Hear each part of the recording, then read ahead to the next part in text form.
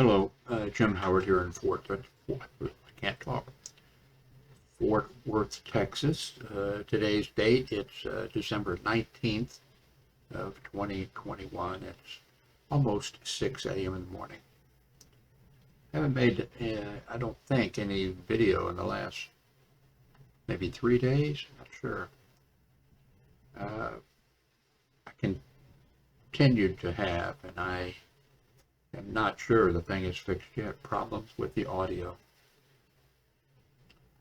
And I won't go through unless I happen to find some videos, test videos or something that I made during the last couple of days, and I might stick them on the end of here. I'm not sure.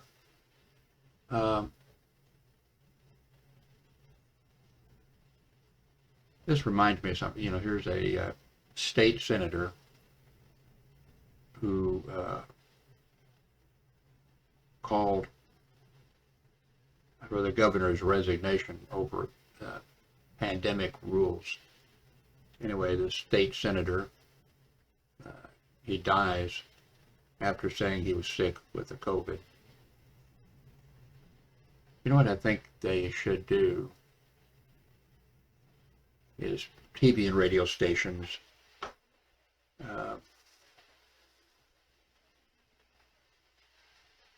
I'm not sure exactly how they would, I started to say want to do it. Well, of course, a lot of the stations would not want to do this, but I think newspapers and just to say the news media, let's say starting January 1st, they just ought to have a short thing. It could be at the end of the, depending on the type of, broadcast they're doing, but let's say a news, thing, 6 p.m. news, or whatever time the morning, morning news would be, something like that, the people watch.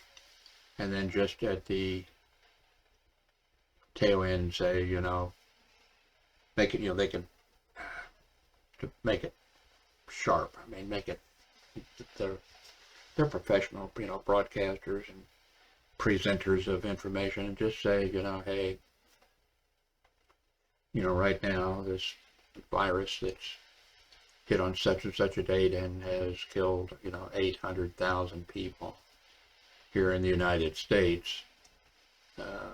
We want to show you a few who have died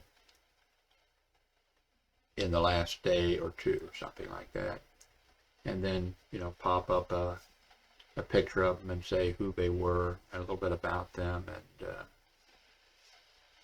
then, quickly put in the thing, please, please wear a mask, whatever the current, thing is, do something like that. Here's a state senator who called for the governor's resignation over the pandemic rules,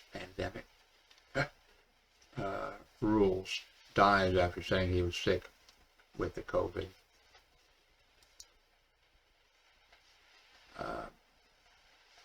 Just to let people know, and just to let, especially people who are, resisting getting the vaccine and doing wearing masks and doing all that type of stuff. Don't necessarily pick them out for the, thing, but throw a few of them in. If you're going to do, let's say, 5 people, make sure you throw in, 1 or 2, like this state senator dies a month after telling a local radio station he was sick with the COVID while in El Salvador.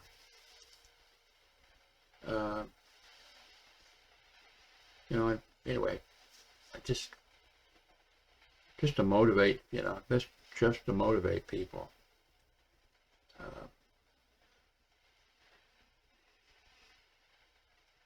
Back, I can remember, it was a long time ago, but I can remember it, I'm 80, radio stations and television stations here in the United States, once a year, they had to present evidence. I don't know whether it was to the FCC, the Federal Communications Commission. They had to, here's what we have done during the last year, serve the public. And we understand that, the airwaves that we're using, these frequencies are limited. And we're obligated to, serve the public. And further information about what we have done during the last year can be found at such and such a site. And if you have any complaints or good things or bad things to say about our station, here's the address that you can send the information to, which will be, looked at by the Federal Communications Commission. They did away with that at some point years ago, and they just stopped doing that. And I think the reason was when they were talking about, limited, which are still, frequencies are still limited, but I think that the reason that they stopped, the radio and television stations didn't want to stop, and they were worried every year that some group or some movement or something would happen, and these people would, contact the Federal Communications Commission and say, hey, this station, isn't fulfilling what it should do, and here are complaints, that we have against them. So I think the stations were wanting the changes to be made.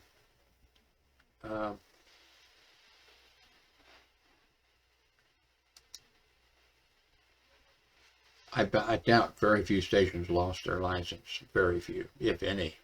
I don't remember ever hearing about one. Because those stations were, are valuable assets, even more valuable now than that we see that they can do so much damage and don't care. Radio and television stations now, some of them have an agenda, and it's not serving the public. Their agenda is making money, being more popular in order to make more money, get more advertisers and that type of stuff. So anyway, they did away with that. I think we need to put something like that back and make stations at least, think that there could be some repercussions if they do things that they shouldn't be doing. And the other thing, I'm not sure, well, I think I am sure. I think it was called what was it called? I can't remember what it's called exactly, the official name. But what it was Federal Communications Commission rules by the federal government, of course, that you had to present fair and balanced, reporting and coverage. And I think it boiled down basically to the idea was, let's say you're a television network, or let's just make it simple, Let's say you have a talk show on at 9 o'clock at night till 10 o'clock at night. Let's not make it a talk show. Let's make it like it's a somebody who's doing a show that's covers politics, local politics in Phoenix, or local, the local politics and news about what's going on in, Kansas City, Missouri. And you couldn't, in the old days, when they had this policy, which, was a law, it was a rule, and the stations, I think, pretty much, did their best. They didn't try to be 100%. They didn't want to be 100%, on the thing, but they tried their best because they didn't want to get into trouble. lose their license or have a fine or whatever it was. And it was that you had to be fair. Well, that wasn't what they used, but you had to give both sides. So if you had a guy, you had this hour, say, it could have been 10 minutes, it could have been 15 minutes. If you have a guy who, say, comes to town and he has a book and he wants to appear on your station so he can, pitch his book. And let's say that he says that, his book is about how the world is flat, and he gives his, pitch, he says, oh yeah, the world is flat, whatever. There's actually people who believe it, the world's flat. He does his little, his pitch for, let's say maybe he just does, maybe the show has 45 minutes of news and views that is, it's fair. And then they have this 15 minutes where they, bring on different people. And this guy comes on for one night, for 15 minutes or whatever. He's interviewed about his book. And he throws out some information about the world being flat. Everybody knows the world is flat. And so then the station will, they know they're required to bring in somebody who requests and who has a different point of view. So if if somebody's a geologist or an astronaut or something like that, and then you don't have to bring them back. I think I don't think you'd have to bring them back that next night, but you'd have to bring them back. Bring somebody in. And the person comes in and says, hey, I'm an astronaut. I can tell you the world is round, or, it's not exactly round, but you know what I mean. Anyway, the person comes in and gives, okay, then that's taken care of. Somebody said the world's flat. They found somebody that, came in and said, it's not flat. And it would be, hey, somebody could come in and say, hey, this thing about, weather, change and those type of dangers, they do their thing. Then you bring in somebody, that says, no, this is a real problem, that type of stuff. They should go back to that. But because of the way things have changed, the way we have found now that people are, they have their belief, the vaccine puts a tracking device in you, and they don't want to hear the an opposite point of view. But the station should still do it if those people don't want to hear the opposite, and the station would have the choice of not bringing on the person who thinks that the world is flat, or that the jets you see in the sky that leave a vapor trail behind them are actually poisoning us. The station could decide, no, we're just not going to bring you, on. Because if we bring you on, then we got to bring somebody on, from the other point of view, and we just don't want to do it.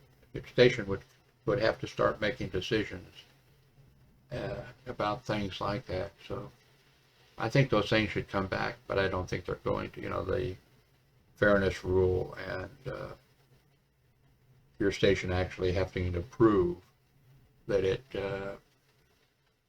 had done something good, something that's fair, that they should do, to help people, or, could be raise money.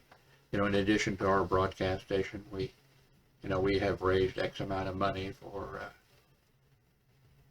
poor people, or people who, whatever. I think we need something like that again. I think it's too late. Now, even the stations that are not local stations, like CNN, Fox News, those, they would say, well, no, we don't use public broadcast frequencies. Well, yes, they do. There's a limited number of, you know, frequencies. There's some large bandwidths, but they're still, the frequencies are still limited. Some they're going, you know, that if you're using that frequency, somebody else can't use it. If you're, you know, broadcasting on such and such a frequency, maybe you're broadcasting some type of digital information or whatever. You know, it's perhaps keeping some other person from broadcasting digital, you know, information. So there's an excuse, I think, for going back to the good old days. But I don't think it's going to happen, because it's going to be, you know, the government is trying to control us. The government is trying to hide information from us. And that the entire, all these things have just become so political. And, you know, freedom of speech, and it can't, you know. But anyway, it was a good, well, I'm not saying that mine was a good idea, you know, but I don't know, I'm not happy with the way things have gone. But then I'm an old man, and I think that's what old men, I'm sure you've heard those things too, where somebody will quote something, and, you know, you know, remember so-and-so who said that people should listen to, you know, old men and shouldn't listen to young men, and till they reach a certain, you know, some person rambles on or whatever, and tells you, you know, oh, the situation is terrible. These kids nowadays do this happens, and this happens, and it's all, you know, you're sitting there and thinking, yes, that's really true. Yeah, that's true. And then they tell you at the end the shocker. You know, Moses said that, you know, and or you know, Caesar, you know, Romanus II or something. That's what he wrote in his diary. You know, that the same thing that old people say. There was old people saying, well, our world's not going to last long now because of these people who are, you know, not wanting to work, or they're, you know, not praying to God or something. And it's kind of shocking, you know. Whoa, wow, you know. But I mean, it should show you something, you know.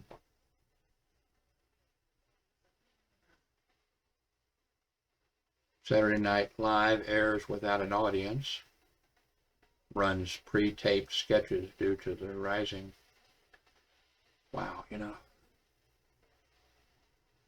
Like I said, I'm 80 years old. You know, I remember when the polio shots became available, and I got, well, we had to. And I can remember when I was a kid, you know, measles and mumps came through. I can remember that my mother didn't, but when mumps came through, parents would, you know, you'd find out that Larry Winship, the kid down the street, you know, he had the mumps, and it's contagious, of course. And then mothers would get together and they'd send her, let's have a sleepover, you know, at Larry Winship's, you know, place. And the important thing was to send the boys, because the thing with mumps was, if you got it at a young age,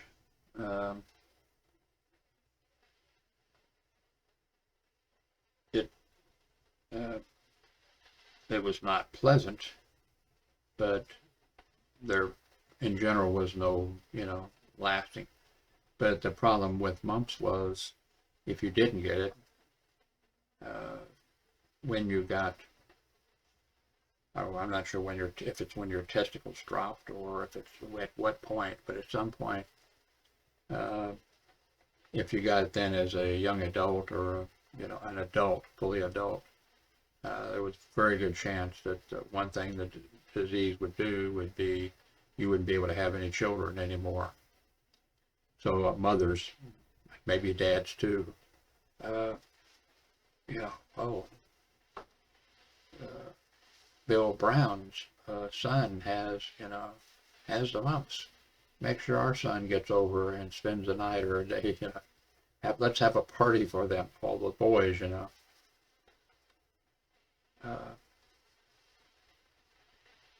By the way, that wasn't, incorrect information. It was actually true. And so,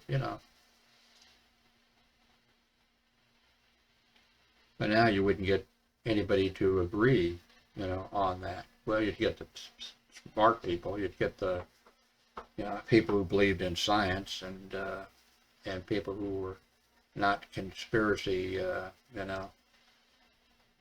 theorists, but I remember a few days ago, whenever that happened in Australia, at one of those bouncy castles that kids like to play in. Parents sometimes, you can, I guess, rent it. Well, I'm not sure if you could buy one on your own that was just small enough, I mean, there wouldn't be a rule against it, but there's companies, I believe, that, well, I know, that come out and they set the thing up for you, stake it to the ground and do various things. And I guess at the end of the day, or if maybe you have a birthday or something like that, and maybe they come and pick it up the next day or something. And we all have seen, I think, the thing of a wind comes through and the thing goes up and some children hurt, and then occasionally, a death. But here in Australia, they had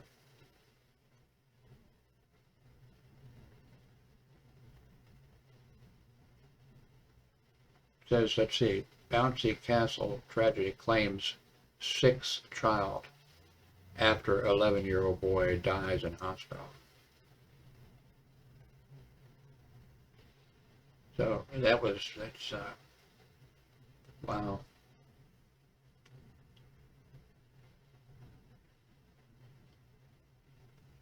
So what else is in the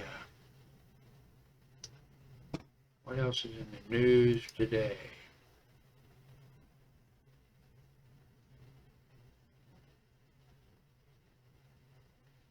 I think I told you that I wasn't able to get my, I'm not sure now that actually that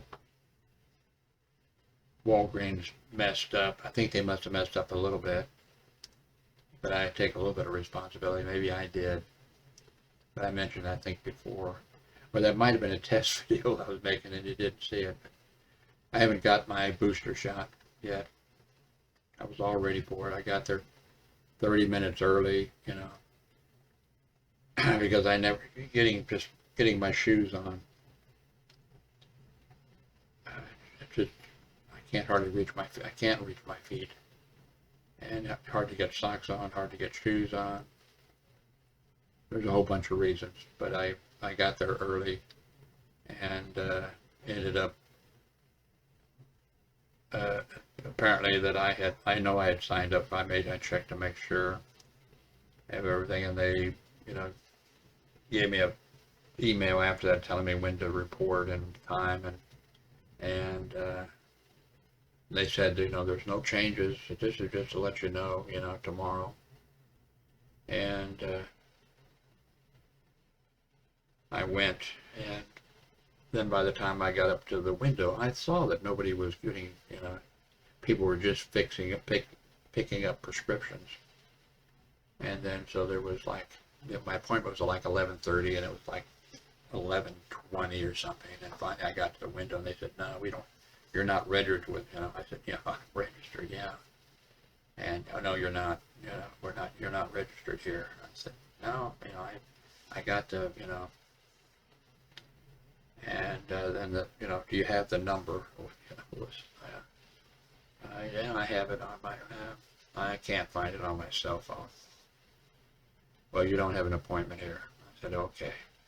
So then I started leaving. When I got to the check, or not to, I was just leaving, when I got about the front door, wait a minute, I took a picture this morning of the letter with the code, long code, the number, and then I went back and called the different person at the pharmacy, and I said, I do have, and I said, I have the number, and he said, oh, okay, and then he looked at the number, and he said, oh, he says, this is for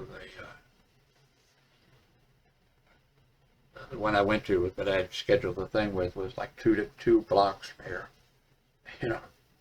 and the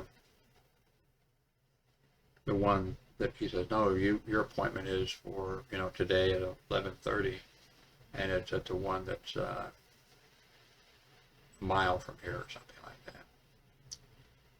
So I told Hillary, I said, okay, thank you. I said to him, thank you.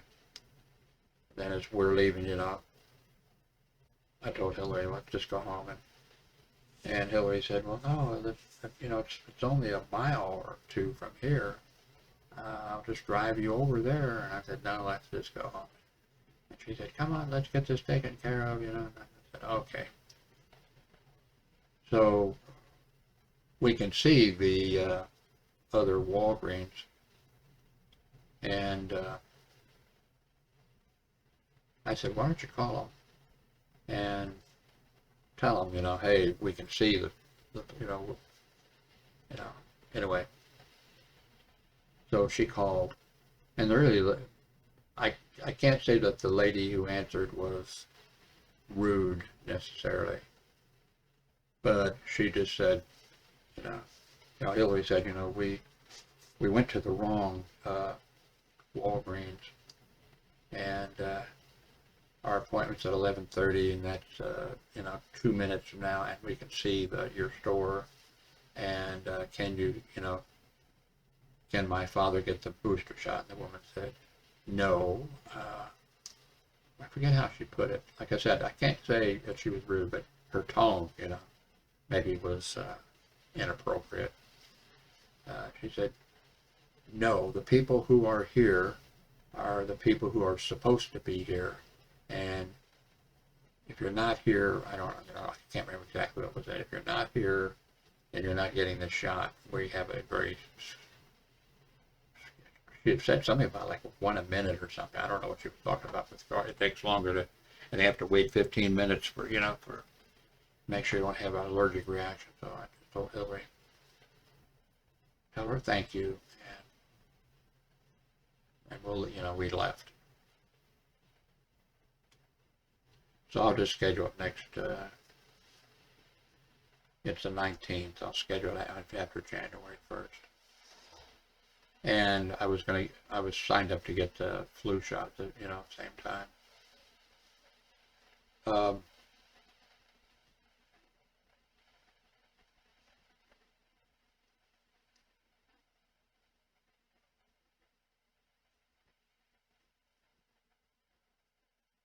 A tourist powerhouse that went from 6.2 million visitors to 45. What in the world is,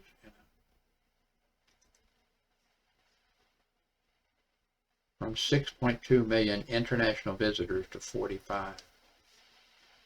Wow.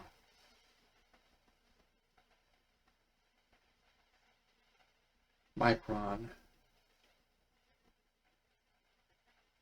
is sweeping through France. The United States is preparing for full throttle winter holiday travel, and Australia and the Caribbean island of St. Kitts and Nevis are relaxing visitor restrictions.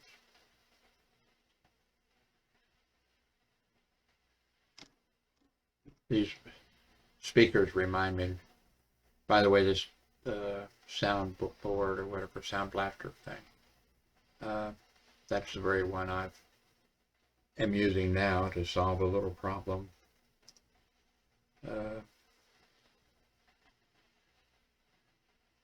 Made a mistake, of course, like I always do. When I got this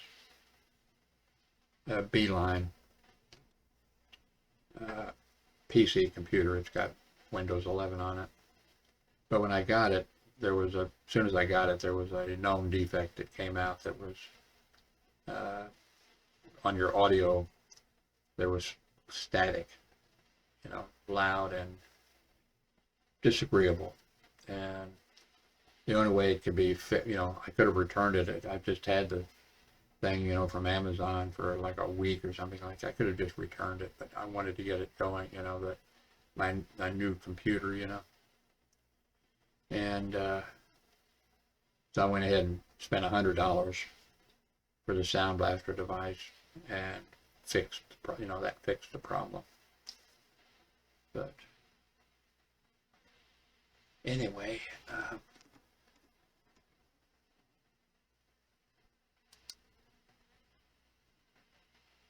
by the way, I don't know how well you can see it. I don't think I have a close-up. Yeah, I need to change to a set up a thing where I have a very close-up.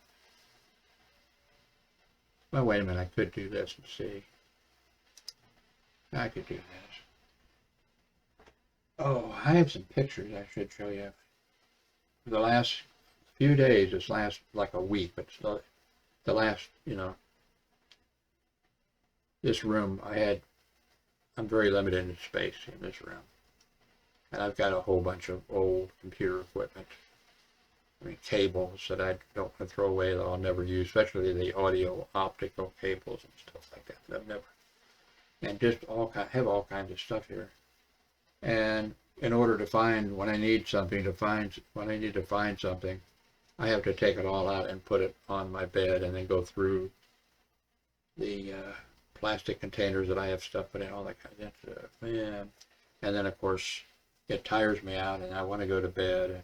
But anyway, I go through stuff and I find, you wouldn't believe what I find that I told you. The reviews I was doing, when Amazon would let me do reviews, I was sent a lot of stuff. And for free, and for me doing a review. But anyway, I ran across some stuff that I had forgotten that I had, because I gave just about everything away that I was a river unto my people, and I gave just about everything away. I sold maybe 5 or 10 items. One was a networking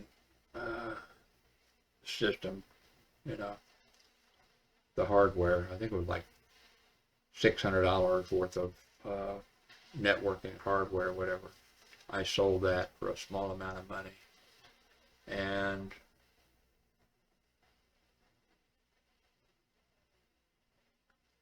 well, there wasn't very much that I sold. I gave a lot away. I got a lot of little tactical flashlights. I gave those, away. Anyway, but I found this. It's going through one of the boxes filled with cables and stuff. Looks like this says flower pots, I think. Must have been, I think this was a school assignment. I know it was from my oldest daughter. And she made a little book, with pink on this, with a piece of paper, and it says, I think it says Mary Pot, Flower Pot. Looks like Mary or something.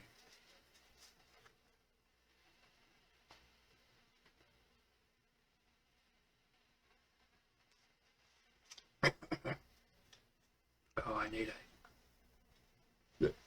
this says Jason Flower Pot. Must be fellow students in the classroom or something.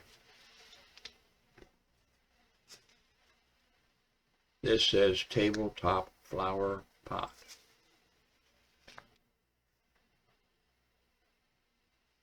Sounds like maybe she was going to be or was thinking about being Sounds like a teacher's project, maybe, or maybe I don't know, maybe. But sounds like at this age she wanted to be a flower. It says sounds like looks like crow sword flower pot.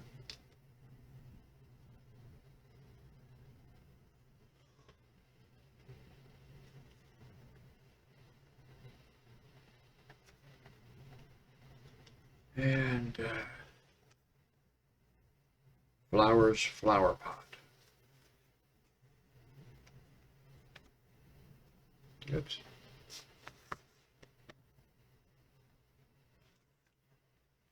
I need a Coke. Can't get up because I don't have any pants on. Oh, I forgot. I'm using this camera. This camera has the thing that I can bring down the shade over the lens. Okay, this says flowers, I guess.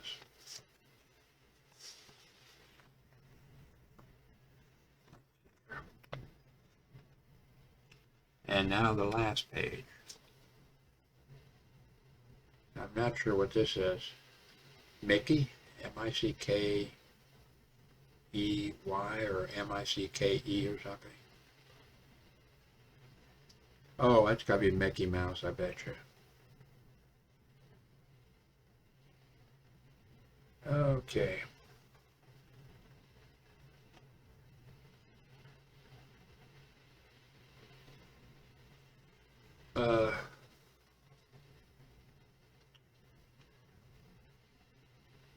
Yeah, my oldest daughter made that.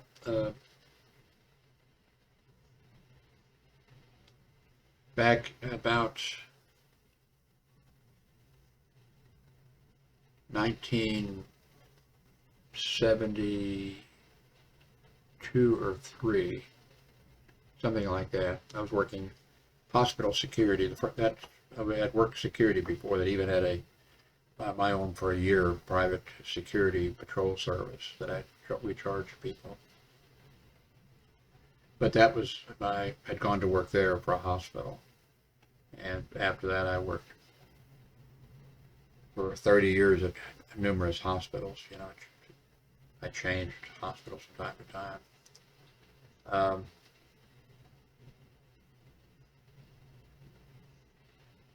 But we had at that hospital 10 security officers, not at the same time, you know, but total, that was our total force.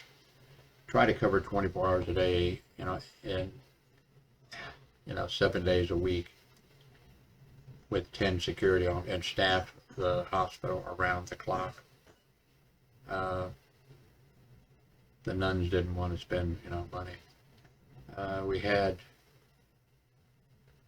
a security officer who was shot at 9:15 p.m. in the Wabash parking lot. Oh, by the way, that area, it was St. Joseph Hospital. They'd been there for, I don't know, 100 years. But when I was working there, that was, crime-wise, that was the worst area in Kansas City, Missouri. I know because I grew up in that area. It was the worst at that time. And guess I was unlucky. Anyway, I worked at that hospital for about 3.5 years. Oh, anyway, I'm getting sidetracked. Well, what I was going to say was I went to another hospital that was 25 blocks west. And I worked there a little bit over 5 years. And then I ended up going to a different hospital. That was Trinity Lutheran there. No, okay. So I went to another hospital and worked there 5 years, and then went to a small hospital for 10 years, and then I was ordered back to the hospital before that I worked for 5 years. And by that time, that was the worst area in Kansas City. Anyway, back to the first hospital. I think I mentioned that we had a security officer shot at 9:15 p.m. in the parking lot. And I went over on the second shift and took his place. And then I went to the midnight shift for a while. Then I went back to the day shift and worked for a while there. And then we had a John Galegas shot at 9:15 p.m. in the Wabash parking lot. No, I'm not senile or don't have dementia yet or anything like that.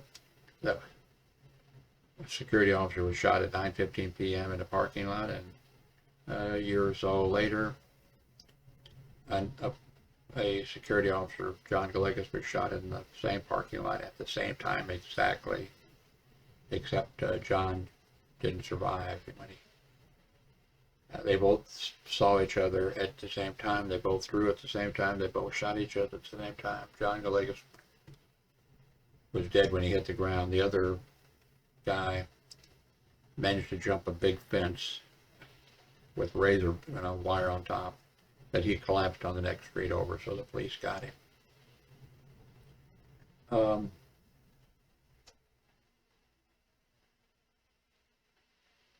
Okay, why did I get onto that subject? I don't remember. I was heading somewhere, but anyway, this has been sort of a test. I think the audio is okay at this point, but I'm afraid to breathe.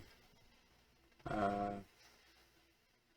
think I have everything hooked up right now that needs to be hooked up, but I am afraid, well,